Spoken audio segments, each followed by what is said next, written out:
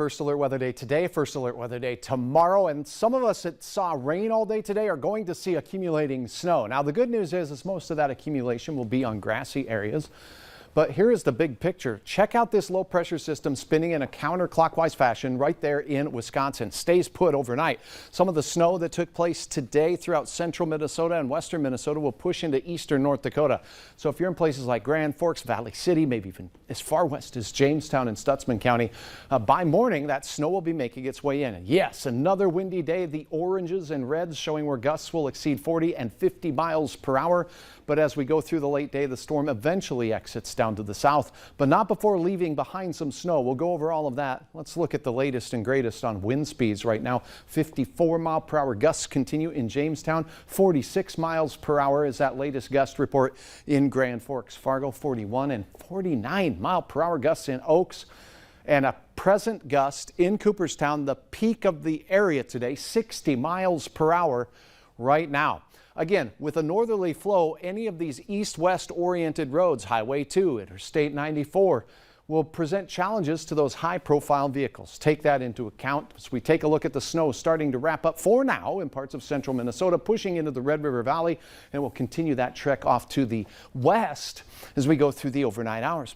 Right now, we're holding on to rain showers with a couple of flakes mixing in Fargo, but as you go northbound on I-29 near Hillsboro, Norman County, western Polk County, we're starting to see those flakes showing up and becoming more prevalent as we take a look at the combination of wind and snowflakes. It's reducing visibility to a mile or less at times.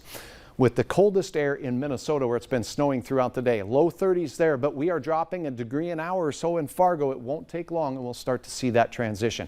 Here's a close-up view. Tonight, snow showers. As we take a look, still on that line here in the 6 o'clock hour in Fargo, but by the time we get to the 8 o'clock hour, you can bet we'll see some flakes flying. And they won't accumulate right away on the roads, but the winds will cause areas of zero visibility, and gusts will continue to be over 45 miles per hour, even into the night. 10 o'clock, yep, the snow continues for western Minnesota and the valley, pushing out to the west as we go through the overnight hours. So in places like Mackville and places like Jamestown and Lemoore County, we'll see that snow beginning as we start our day tomorrow. The snow will have accumulated on some roads. It will be coming with wind.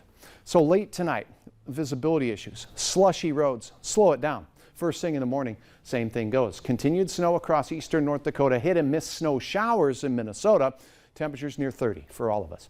Winds gusts tomorrow over 45 miles per hour throughout the day. And by midday, it will be wrapping up from north to south as far as the snowfall goes, but still prevalent here in the Southern Valley and Lakes country all the way until your trip home.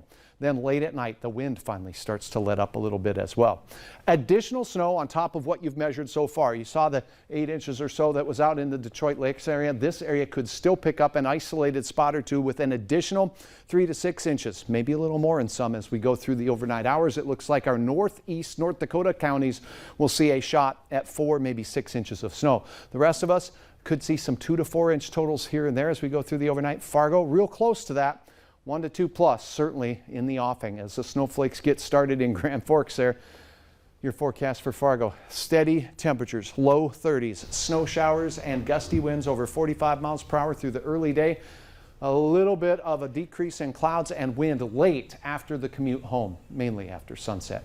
Rick Julian shared a photo of the snow out there at Lake Ida. Thanks, Rick, so much for sharing all of your photos. 40 degrees on Friday, breezy but quieter. 47 as we improve it into Sunday and Monday. Look at the temperatures, look great, right?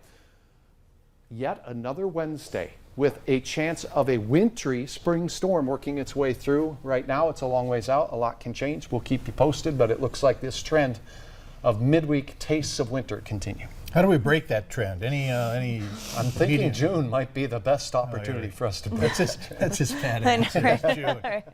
Later here on Valley News Live at 6, we'll hear from the local man making a difference for Ukrainian refugees.